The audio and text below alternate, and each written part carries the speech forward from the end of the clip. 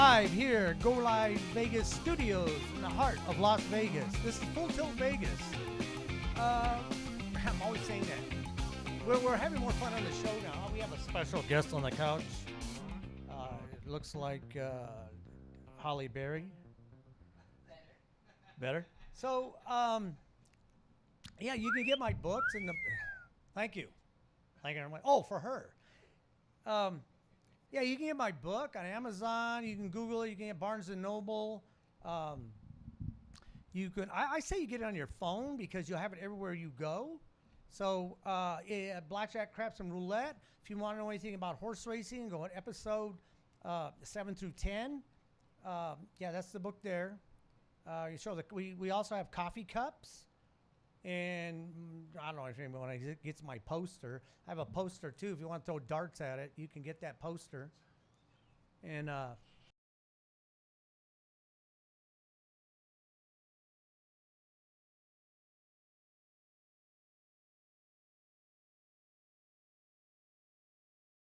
again, yeah, you can. For people who want to learn about horse racing, it's 7 through 10. I had Anthony Curtis, world famous, has his advertisement here on Vegas called Las Vegas Advisor.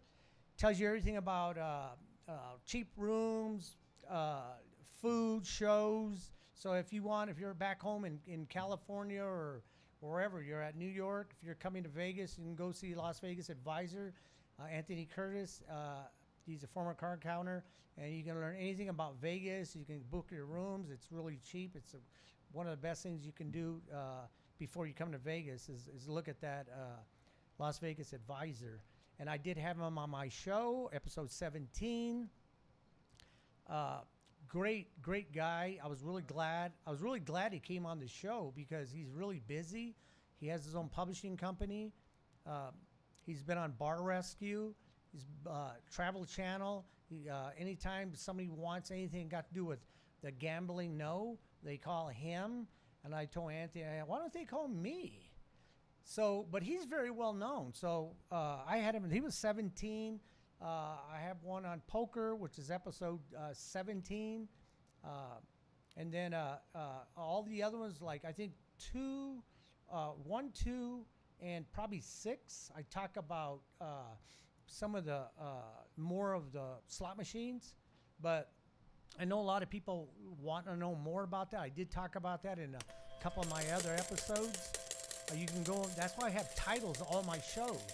So you can go and look at the title and see what you want to learn. Slot machines, Keno, poker, horse racing, or roulette, blackjack, craps. I have a very years of knowledge of these games. I've been doing them for years, at least 3 decades.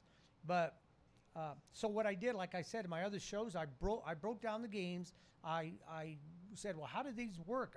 Why do they work this way and not this way? Or what are the ratios, percentages? So I did that and I broke those down. The other thing I'm going to say here is I really hate to say this, but I'm always honest with my audience. I kind of threw this together real quick because Brett, I don't know if he got in some accident or something, but he says he's got some real problems right now, so he couldn't make it. I'm trying to get him to call in if he can. If you're out there in TV land, Brett, if you want to call in and give your picks, there you go. There you get the number right there, and call in. So all operators are busy at this time. Please hold. Even though I threw this kind of together, it's still something that a lot of people like about roulette. The reason why I picked this one for this is because I just got some questions that people sent me on my Twitter and my TikTok. So I'm going to answer those questions right now because what was it? 4 or 5 episodes back, I did the roulette without the wheel. So you can probably go to that one. So that's what the title is, Roulette Without the Wheel, because I wanted to move the game along, and I'm going to do the same thing here. I'm actually going to talk about the roulette and ways you can make some money, but it's up to you to walk away. What are the Who's that? I think I meant to dig to Brett. Oh. Roulette, but with a rat. So, yeah, that's Aaron. He's our technical director. That's exactly what he is. He's not a producer. Technical director. He does a fine job. So, Super genius. mhm. So I'm going to go ahead and I guess I'm going to get this started. Roulette.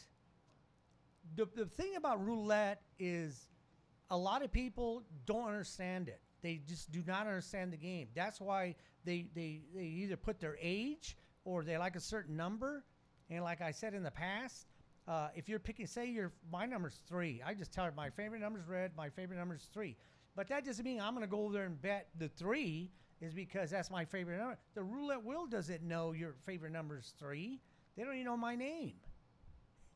So if I pick 3, say I put $5 on it. So say it's a $5 game. I put $5 on red. That's 1 out of 38 numbers. So the ratio of me trying to hit that is 1 in 38, which is actually if I hit it, I have to hit it and beat out 37 numbers. That's what I'm fighting. 37 numbers to my 1. So and I did give that analogy about the 38 sprinters, and you pick the sprinter that you think is going to run a 100-yard dash. I did give that one, and that actually opens up people's eyes because they go, "Wow, 38 sprinters, and you got to pick the sprinter that goes a 100-yard dash." That's how hard it is to pick a number on a layout. Which this is a United States layout, and there's other countries that do have this. This is American layout, which is 5.26%. If it's a European, it has just a 0. It's 2.78%. So it really drops. It's a huge difference. So what I'm going to do is I'm going to go ahead and show the. Let me do this first because I think I did do it on some of the episodes, but I don't know. Let me see if I can get this thing to go over here. Let's go over here, Aaron. Yeah, I guess it does. I probably have this thing backwards. Okay, this bet here, he's doing it automatically. He's just sitting there clicking buttons. Must be nice. Anyway, this bet here is 5 bets, and it goes here, and that pays 6 to 1, and it's 13.16% to hit that. That's the percentage it takes to hit that, 13.16%. And it pays 6 to 1. This bet here, let me see. Let me go inside because, no, let me start with a line bet. This is called let me see where you at. Let me put it here. This is called a line bet, and a line bet is the line, and there's six bets. So this pays 5 to 1. This is called a street bet, and this pays 11 to 1. This is called a corner bet. It pays 8 to 1. This is a split bet. Pays 17 to 1, and a straight up bet is 35 to 1. Now, let me, since I did this one on 13.16%, let me see if I can remember these. These are very hard to remember because I do craps and blackjack too. Besides the card counting, I know all the percentages and ratios. So, the corner bet, that's 4 spots. That's 10.53%. To hit that. That's what that is. Then you go let's go to the split bet. This is, let me see. This one is, 5.56%, if I can remember. And then the straighter bet is 2.63%.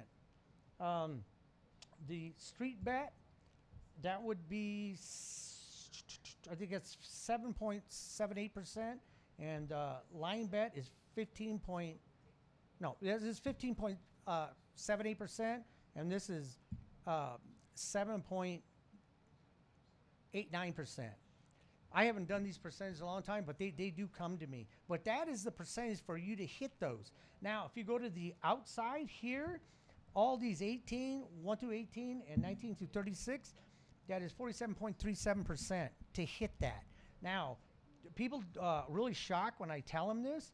The even, the odd, the red and black is exactly the same, 47.37%, because there's 18 even, 18 odd, 18 black, 18 red, and there's 1 through 18, and 19 through 36 is 18. And then you got the 2 zeros. But it's all the same. There's 18 of them, and if you bet any of these, it doesn't matter. So let's just go red. This is the ratio, which I teach. Also, I teach the ratios because people won't remember 47.37%, but they remember 18 red or 18 versus 18 plus the 2 zeros. That's 20. So your ratio of playing this is 18 to 20 in the casino's favor. So this is closer than it would be on playing a crap table on the field bet, which that bet is 5.56%. If you hit the pace triple on the deuces and the 12, that drops down 2.78%. But you don't need to know that, but that's what the house percentage drops at.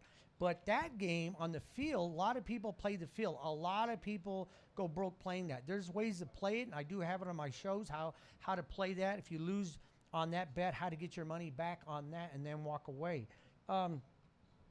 So that playing the field is not as close as roulette on the even odd red and black 18, 1 through 18, 19 through 36. That's 18 to 20. The field bet is 16 to 20. So there's 20 ways to lose and only 16 ways to win. But a lot of people do play that. I don't really. The bet is all right. A lot of people hate it. A lot of people that do gamble, they say it's the worst thing. It's not the worst thing. The worst thing on that table is a come bet. And if you go to my shows, I'll show you how to play a come bet, and I'll show you why it's the worst. It's the worst bet on that table. It is the worst bet, and you'll find it. Just go to the episodes. It'll be entitled "Come Bets," and you'll see why that's a bad bet. I can almost 99% guarantee. You watch that, you'll never do a comeback again. There's guys that have been playing for years. I showed them, and they looked at me and go, I never knew that. I said, well, you know it now. So back to the roulette. 47.37. Now, if you play the first, second, and third 12s, that is 31.58% to hit that. In the columns over there, that's exactly the same thing, 31.58%. Because in the first 12, there are 12 numbers. The second 12, there are 12 numbers. Third, there are 12 numbers. The column, any column you play, if you go all the way up, there are 12 numbers. The percentage and ratio is exactly the same. But I'm going to show you how to play the columns and first, second, and 12 bets. Let me see if I can get this. I think this mic got loose. Let me see if I can move it back. Aaron, I need to move this back. If for some reason it doesn't. Let me see if it stays. So, no. Let me see. I'm gonna have to pull this with me. Does this come off? Oh, you know what? Hold on. Maybe I got this thing backwards. Duh. Okay. That's better. That's better. That's what I get for drinking rum and coke before I came here. Okay. What I'm going to show you is exactly what people ask me on some of the platforms we have here on Go Live Vegas Studios. It was on TikTok and Twitter. And the where I've made my money, well, the only thing I really play is the first, second, and third 12s. I do play the columns, but I like the first, second, and third 12s because I'm going to show you why. I don't know if I did this on the other show with roulette. I might have done it, but I ran through it really quick. So since I got a lot of time on this show, I'm going to show you. I'm really going to show you exactly what the ratios and percentages are by doing what I'm going to show you. And you can make money doing this. It's just you have to have the bankroll or you just hit it right off the bat, but it's up to you to walk away. That's the key, walking away. So I'm going to, let me see if they get in my shot. No. Oh, okay. We'll see you. See you, Holly. Right, Mrs. Berry. Yeah, she's gonna start her own show here pretty soon, so she's gonna have her probably Fridays. Okay, so this is what I did, and this is on. I really honestly did this.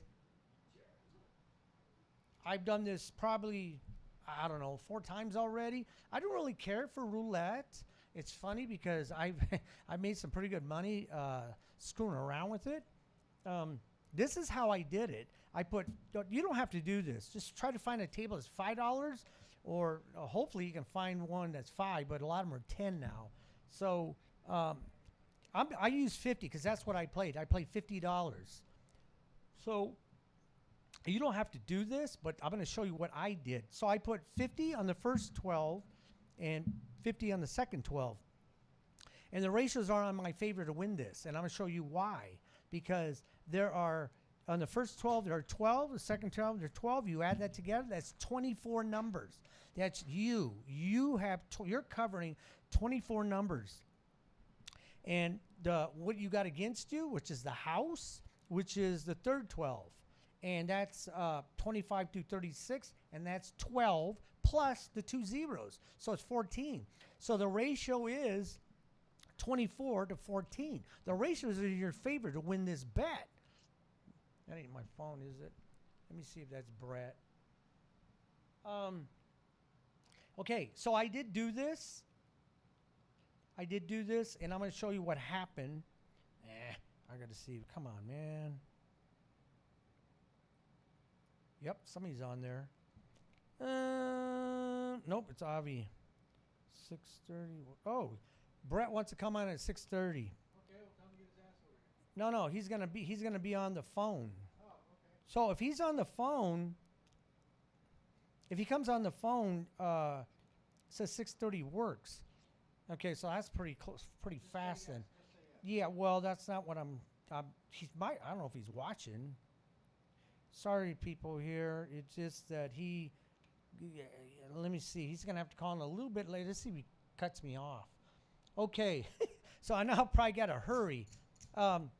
Okay, when they spun the wheel, the ratios are in my favor to win this bet. So I sat there and wait, and I think she hit, what was it, 17 black. So I lose the first one.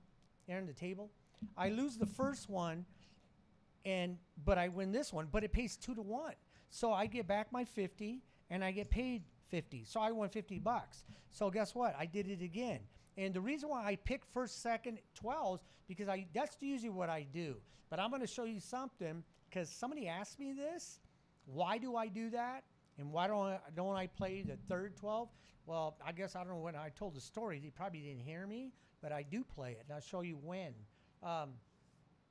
So I did win. And I saw her. She spun the ball again. I was watching the dealer.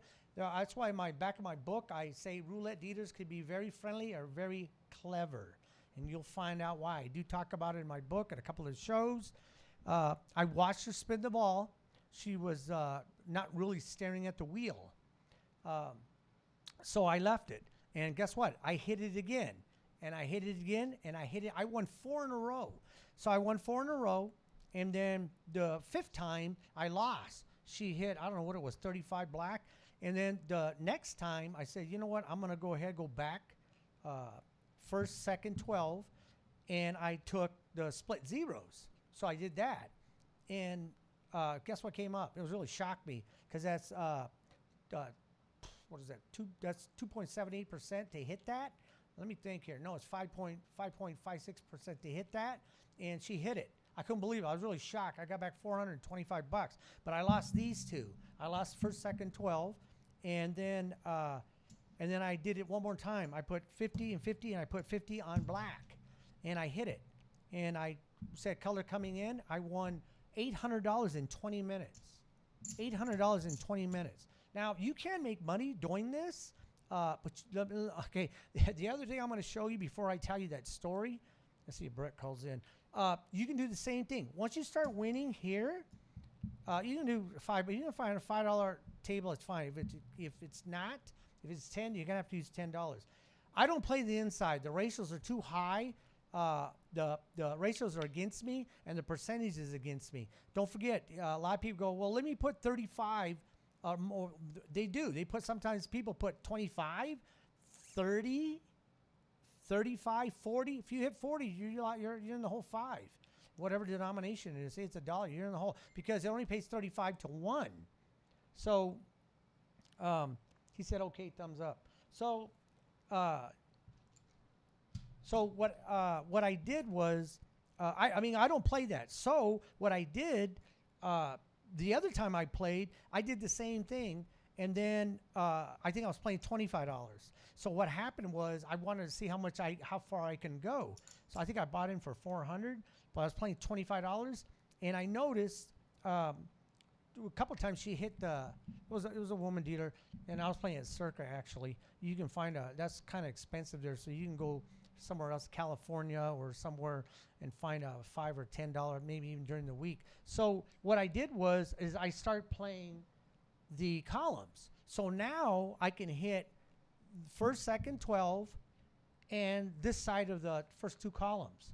And even if I hit, say I hit 28 black, I lose these 2, but I lose this one, but I get it back, and then they pay me this. I'm only down $25. Now that's a form of hedge betting. You can do that. Hedge betting does not mean you're going to get your entire money, but you can really start hitting and winning every time you play. So every time you play, you're gonna end up gaining 1. And it doesn't matter what the denomination is. I can't read that. Roulette. What does it say? Roulette is my shit. Well, I can. All right, Raul. Hey, anyway, Raul, if you want to watch this, because I'm gonna tell you guys something. It's probably gonna blow your mind. I do talk about this in the book. That's why I say clever dealer or friendly. I played the next time I played. I was really pissed off because I put 25 here, and the dealer spun the ball. I didn't see him. Just spun the ball and hit on this side, hit the 3rd. And so I go, okay. So what I do? I go, well, let me do this again. Yes, the spin is somewhat random.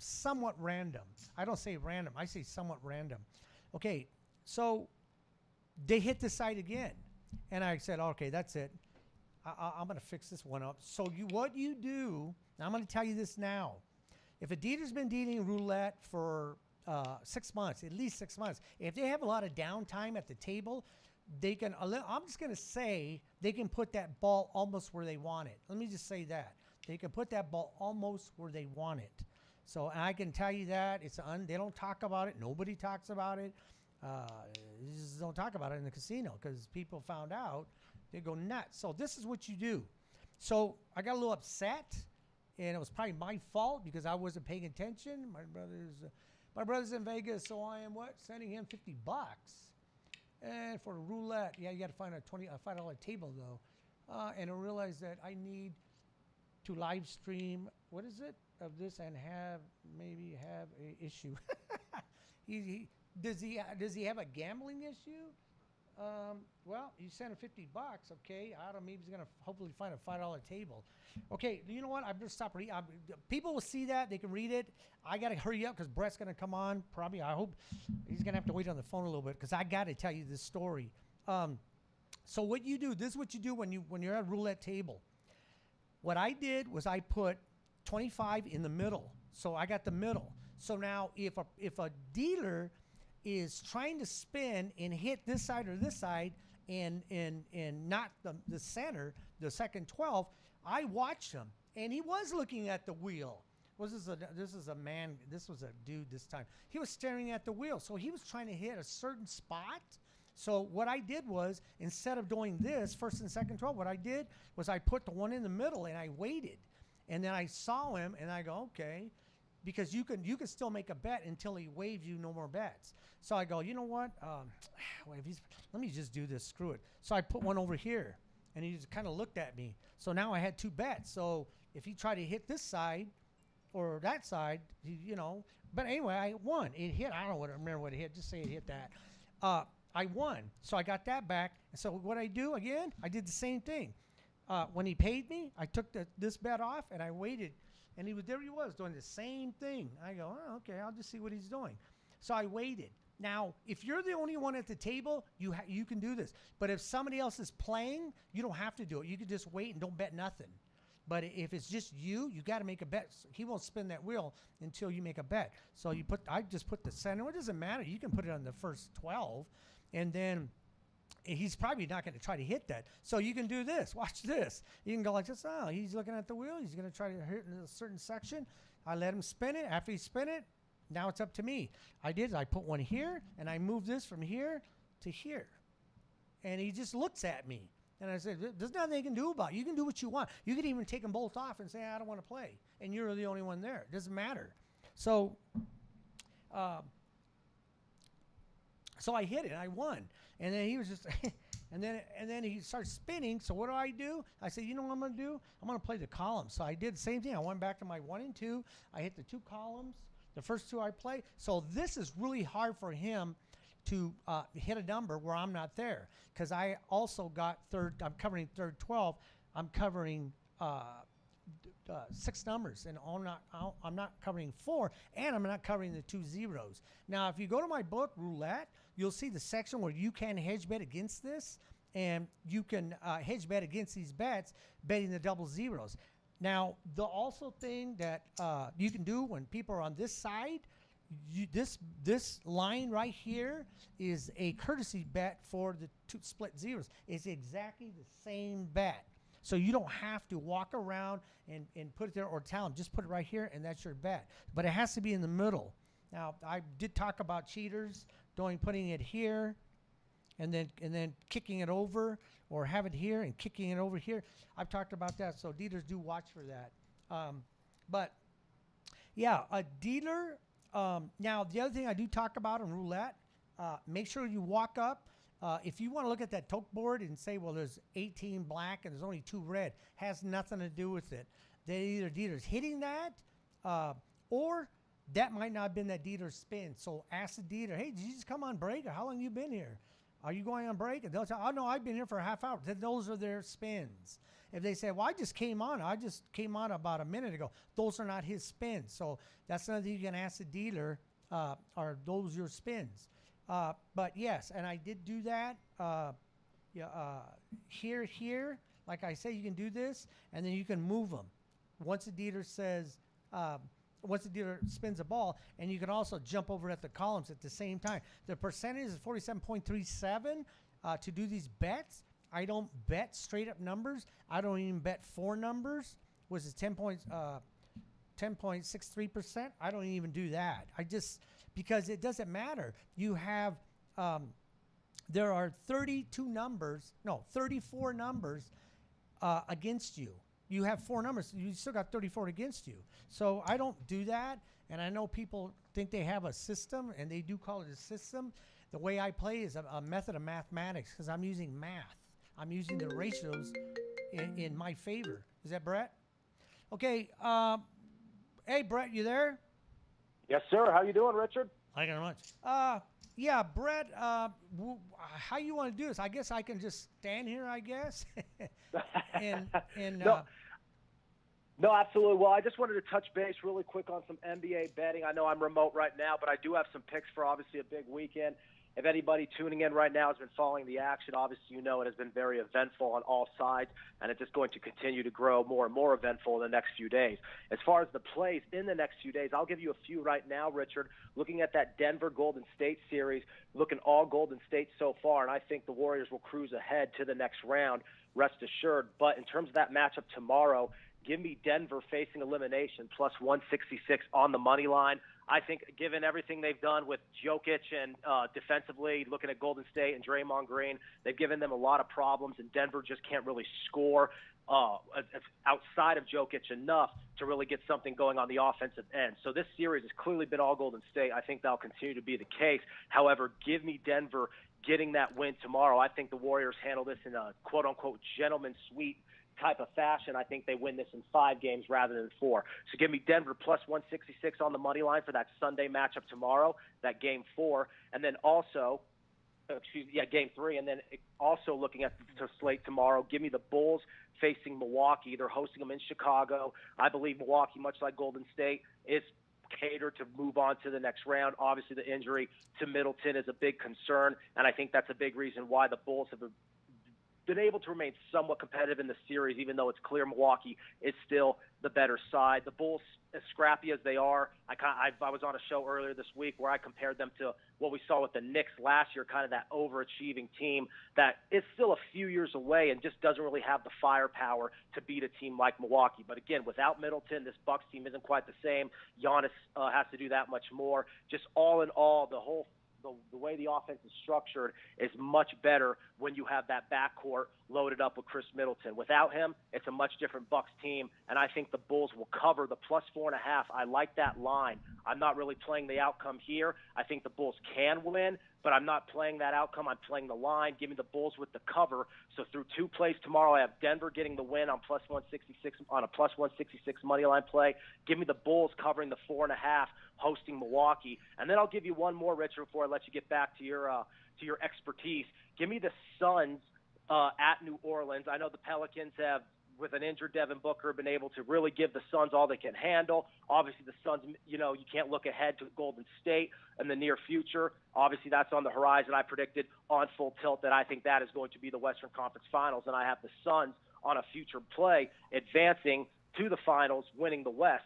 But in order to do that, they have to get through a game New Orleans team. Again, the Pelicans have given them all they can handle, and an injured Devin Booker obviously makes them much like an injured the injury to Chris Middleton makes Milwaukee much different. It's the same case with the Suns. But I believe CP3 will get it done in these big type of moments, obviously with what we saw just a few nights ago. He's been taking a lot of heat, a lot of criticism. I think Chris Paul, though, I guess you could say battens down the hatches and leads the way minus Devin Booker and takes care of business against the Pelicans. So give me the Suns on the money line, -140. 2 money line plays, Richard. Something obviously I don't do a whole lot because you know me, I'm a big spread guy, but I like these spots. I like these opportunities. And even though looking at the series at large, I may not like these teams, I do like them in the spots tomorrow. So give me Denver on the money line at +166. Give me the Bulls on the spread at +4.5, getting those points, hosting the Bucks. I love home dogs, so I like the Bulls as the home dog there. And then I'll have one more money line play, the Suns at the chalk, -140. I think they take care of business against New Orleans, and I think DeAndre Ayton and Jay Crowder, they actually made some big plays last night as well. Ayton had a career night just the other night. I think they'll kind of continue that, carry that momentum in the with the injury, given the injury to Booker and what that does to the offense, and leave the rest to Chris Paul to maintain the backcourt. And I think the Phoenix Suns go ahead and take care of the Pelicans, and that pretty much wraps up my 3 big picks for tomorrow. Well, there will be plenty more in the near future just because at this point in time, NBA betting is becoming so much more layered, so much more complex, obviously, just what it was a few weeks ago when we were putting so much emphasis on at the NFL and then college basketball immediately after. Had me talking fights in the Masters a couple of weeks ago, but now this is prime NBA betting season. So for anyone tuning in, those are my picks, and I advise you, whether you want to make those plays or not, I advise you now to start paying very close attention to these lines on all the different books, on all the different mobile apps, so you can get that line variation and shop the best prices. Because like we talk about, Richard, with the NFL, how you have that availability and that variance in the point and the variety in those point spreads, you could find that now when the point spreads are much, much different in the NBA season, given the postseason atmosphere and just how competitive some of these early series are. A lot of times on paper they look like mismatches, but here we are, and we have teams that we thought were going to find themselves comfortably deep into the postseason already being challenged early on in the first round. So it's going to make for an interesting spring as we head into the early parts of the summer. And as we move along, we'll keep touching on those future prices as we look at those plays I made about a month ago with Philadelphia and Phoenix. But in the meantime, on a day-by-day basis, folks, keep checking on those spreads. Again, money line plays are great too. I just made 2 right here of my 3 plays for tomorrow. But those spreads, those 4.5s, those 5.5s, even those 3.5s, those key numbers you want to keep your eye on moving forward in the NBA postseason. Yeah, this is Brett. He's our sports analyst. So the guys can tune in. A lot of people get a lot of people from Twitter. But, yeah, you can see what his picks are. That way, if you don't know how to handicap Brett's the one that will give you those picks. He used to also work for ESPN. Brett, I caught a new viewer, and I was playing horses, and he does sports betting also besides horses. Mm-hmm. And he asked me, he had a bet. It was a $25 bet, and he said he was going to lose the bet. And I told him, why don't you go over there and hedge bet against that bet? And what are the team? Well, I was looking at this other game, so go over there and bet that. Now, I told him you can also, this is what people are really confused on, because I was talking to them about hedge betting, because I love hedge betting, especially in craps. Hedge betting, but you can do it in sports betting too. So I need you to explain, because he's probably listening for the first time, how can you make a bet in the same game? I don't know. Whatever you want to pick, football, baseball, or basketball. Give a scenario on how do you hedge bet using one game. No problem. That's actually a great question, because we have a perfect scenario with one of the plays I made for tomorrow. When you look at that game in Chicago between the Bulls and the Bucks, I like the Bulls. Of my 3 plays, they were the one that stands out because it's an ATS play. It's an against the spread pick. So therefore, I like the Bulls plus 4.5. However, even though I do like the scrappiness, the toughness, the formidable play of DeRozan and some of those other guys who just kind of seem to find their niche in Chicago and have really found their groove, I'm still not playing the Bulls to win. I still think Milwaukee's the better team, and even though Middleton is out, I think Antetokounmpo and company are still capable of getting the job done. However, I am just not believing that if they do get the job done, it will be by a margin of 4.5. So a simple hedging opportunity here would be to play Milwaukee on the money line to pick them to win the game. You pick the Bulls at the plus 4.5, which is the play I just gave a moment ago, and then if you want to hedge that, you could pick Milwaukee. That way, if the Bucks wind up winning the game by a final margin of 2 or 3 points, you therefore win the play on both ends, because the Bulls covered the 4.5 spread as underdogs, but Milwaukee still won the game as the favorite. So you could pick Milwaukee as a money line favorite. You could pick the Bulls as an ATS underdog, pair those together, and that way, if the Bucks wind up winning come tomorrow night by a way of 2 or 3 type of margin of victory, you will win both those plays, because the Bulls were still able to cover the plus 4.5 spread. So that's a perfect hedging opportunity right off the bat. And then even if you wanted to kind of play around more with that, you could look at the other 2 plays I made, Denver and the Suns. I like Denver as a dog. I like the Suns as a favorite. And then obviously the Suns as a favorite, that doesn't do much for me in terms of money line. But Denver as an underdog, I can also look at Denver to cover, since I like them to win as well. So I could look at the 2 different ways of playing that, even though that's not a direct hedge where you're betting 2 different sides.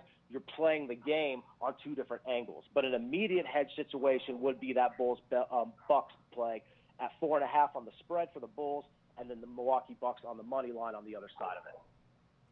Yeah, that's great, because I like that. I don't remember the name of the show.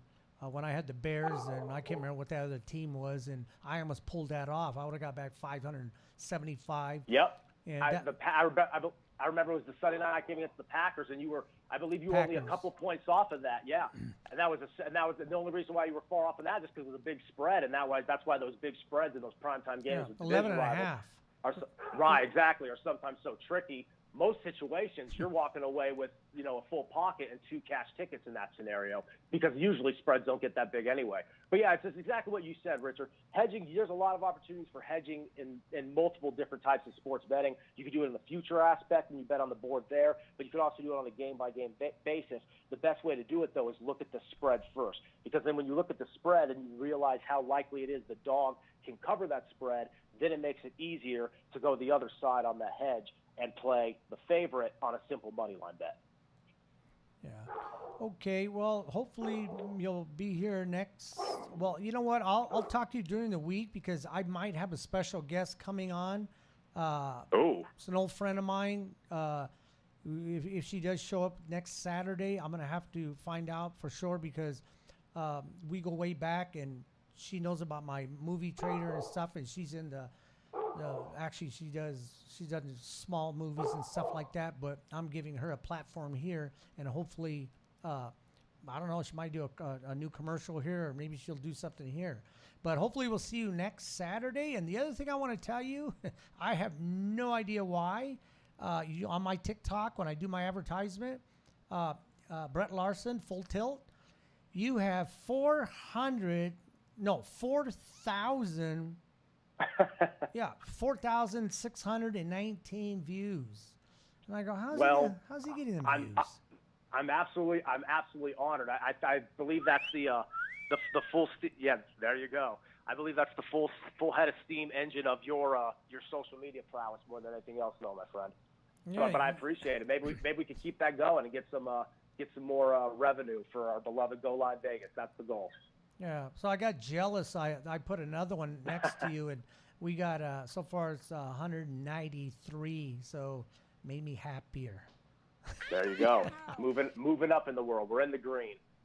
Okay, Brett. Well, hopefully you'll be here. Well, I'll let you know, because if she comes, we'll have to do that one. I don't know if I want to do a special with her. I don't know yet, but I want to give her a really good platform because she's a really good friend, and she's actually been very patient with me in the past when I was first getting started. Good deal. So we're going back to the roots. Awesome. Now I definitely got to be there. All right. Okay, Brett. Richard, I appreciate your time. Have a good rest of the show, and we'll talk soon. And for all those tuning in, good luck on your plays. Thank you very much. What are you doing? No, I'm going to keep going. Okay, I'm going to get back to roulette. Roulette. Okay, like I said, people are probably, I don't know if they're out there saying, yeah, so hopefully, Brett, we'll see what goes on with that with next Saturday, because I really like to do the show with Charisse. Anyway, some people have said, because I've talked to people, matter of fact, some of the dealers at the crap table at Circa, and I just, Richard, don't you play anything else? I says, well, I do play blackjack, I do that, and I do, I can count an 8-deck shoe. It has nothing to do with it. You go to my book on blackjack. I teach you how to card count. Don't matter what it is, 1 deck all the way to 8 decks. It doesn't matter. It matters how you start the count and fully understand what you're doing when you're playing blackjack. So I said, yeah, I dabble in roulette. He goes, ooh, I hate that game. You don't make no money on that. I go, well. And I explained to him I made $800 in 20 minutes. He goes, no, you didn't. I go, yes, I did. I said, people can't believe I made $9,600 playing craps. They don't believe that either. And that can be done. And I did that with $300. Well, I bought in for $3. My first $44, the table just got on fire. And that story's in my book. Tell you exactly what happened. And but I know what I'm doing, too. It has a lot to do with it. And then I teach you hedge betting and money management on that. And out of $44, the table just went way, way up. But I did 7 out here and there. But I was so far up with chips that I stayed and I kept playing. And I kept catching a few good shooters. And I do start over, which people do make a mistake. And I was playing, by the time I got it to black, everything was black. Even my hard 4 was 100. All the numbers across, I bought the 4 and 10, and I'll explain that in the book on craps, why you buy it and not place it. And then all the bets were 100, the place bets, and the 6 and 8 were 120 to get the proper payout. You can do 100, actually 103. 103, you get back 120. But I don't like, once you start making that kind of money and you're way up, you should just bet. So, I was playing all black, and I was making a ton of money. This isn't that time when I made the 9,000. This is another time I was playing. I was at the Golden Nugget, and I was playing. The reason why I do play at those places because I get free rooms. I get everything free there. Golden Nugget, Golden Gate, the D, Circa. They offer me summer rooms, but I don't care where I stay. As long as I wake up with one eye open, looking around, I'm ready to go. So, I played there, and that's when I won on craps too. I won there. But what I do is I play. When I played there, I started with same bet, and after after I had all the, we were playing. I don't know how much I won that day. I think it was $3,700, but before I did that, I think I was up. Had to be at least might have been 15, 16, 1700, and they 7 out. Well, I already had black up there. So when the new shooter came, and you should do this. I do talk about it on the shows and in the book. When this is the biggest mistake people make. When you're all making money and you're high-fiving each other and you're getting hammered with all the free drinks, when you're playing green, or even if you're playing red, but you're really betting not $5 no more, you're betting $30, but they're all say everything's red. If you're betting green and it's close to 100, or you're betting black like I was, but because I got up to that, once you 7 out, you revert back to the beginning. I do a $12.6, a $12.8, 10 on the pass line, and 10 odds. I wasn't playing black. That was the last shooter. That has nothing to do with the new shooter. Has nothing to do with them. Everybody on that table put black back up. Everybody. I was the only one that didn't do that. I looked funny because the whole tables on the board and all the come bets, everything were black. Everybody's betting pass line black, and odds were black. I was the only one putting $12, 6 and 8 and 10. Dieter looked at me and he goes, "What are you doing?" I said, "What do you mean, what am I doing?" He goes, "Why aren't you playing black?" He goes, you look at all the money you got." I go, "What does that got to do with that next shooter? That's not how I won this money. I won it on that guy's roll. Now this is a new shooter. New shooter. Every shooter that's on the table is a what do they call that?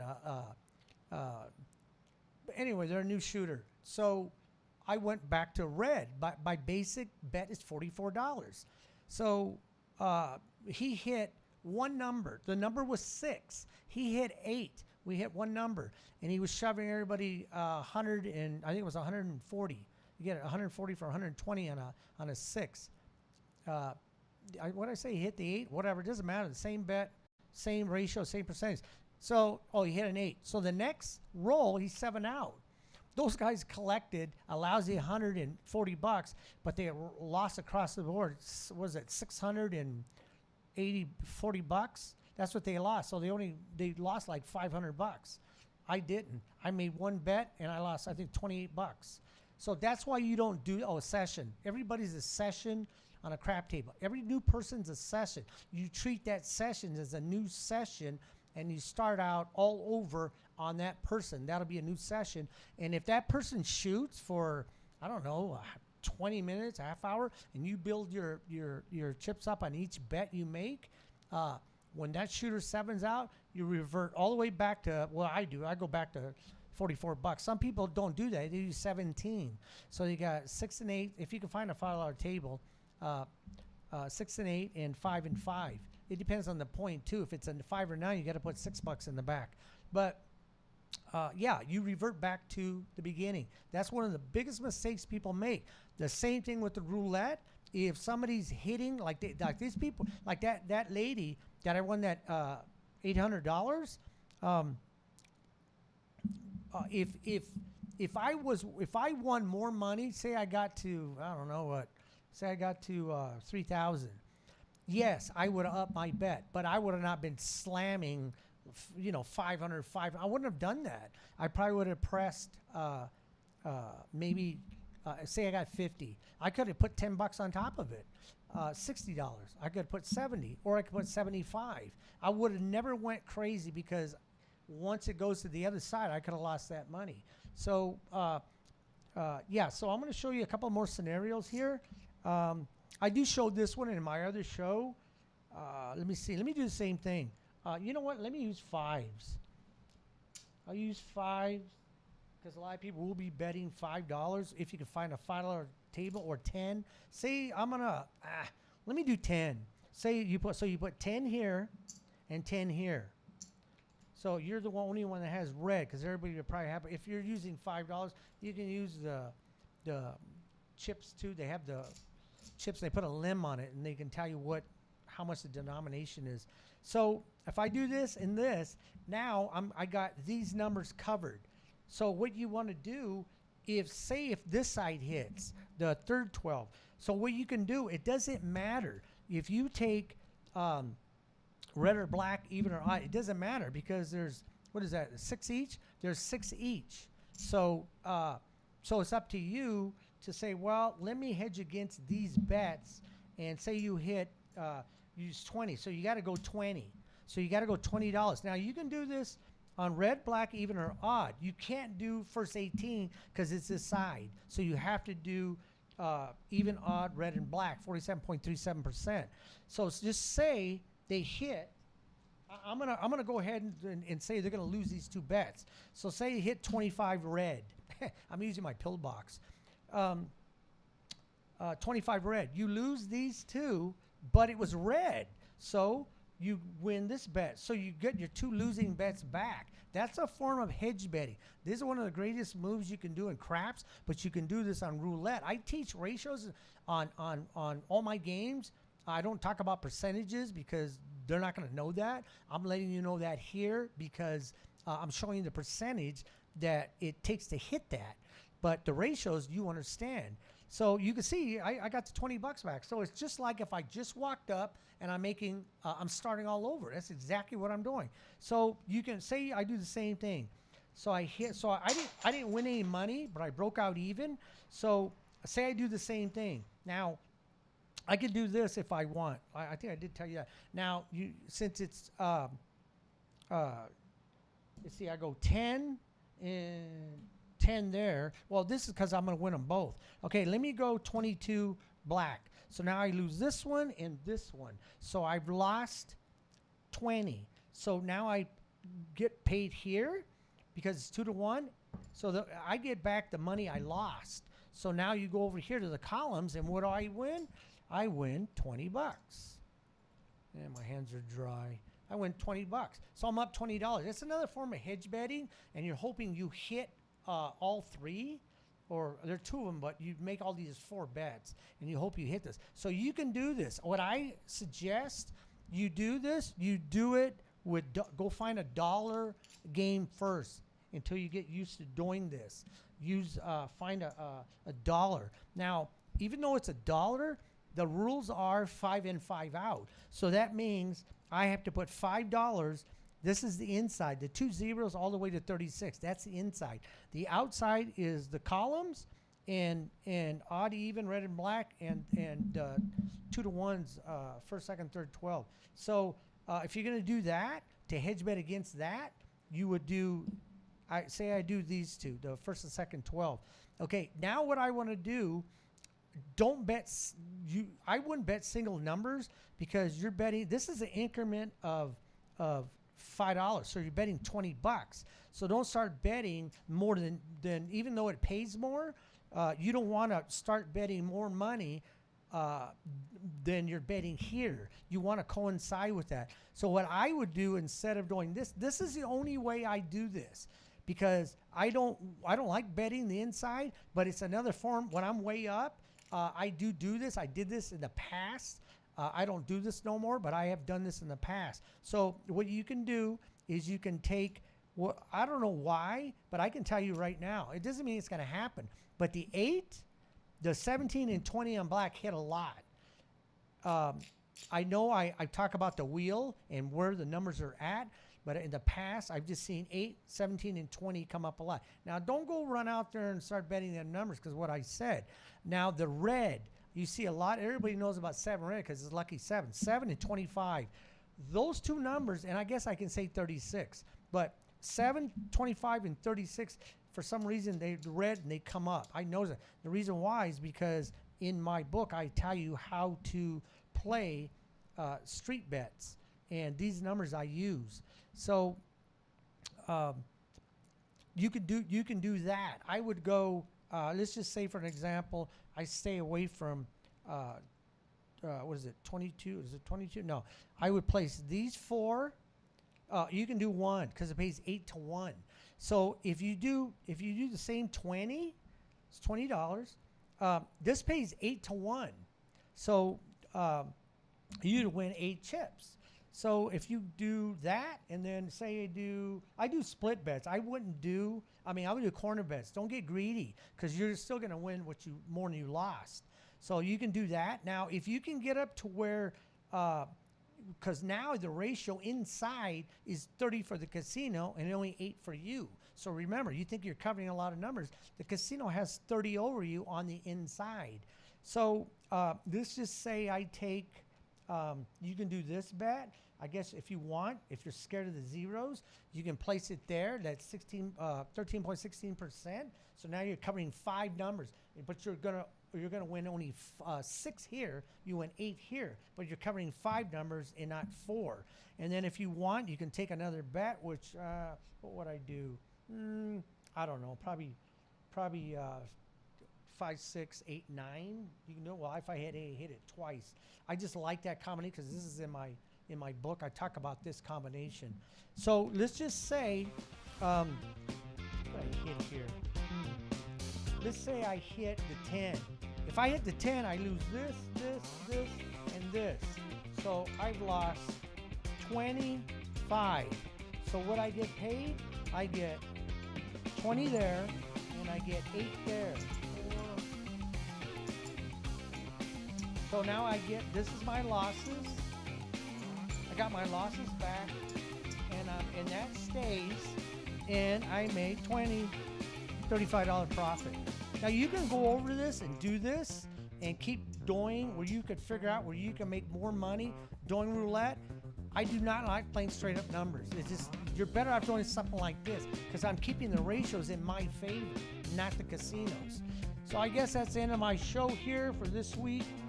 I'll be doing advertisement and see if Sharice is coming. If not, I'll have Brett. Brett will be here. Hopefully he's here. So we're going to say goodbye here from Go Live Vegas Studios, the heart of Las Vegas. This is Full Tilt Vegas.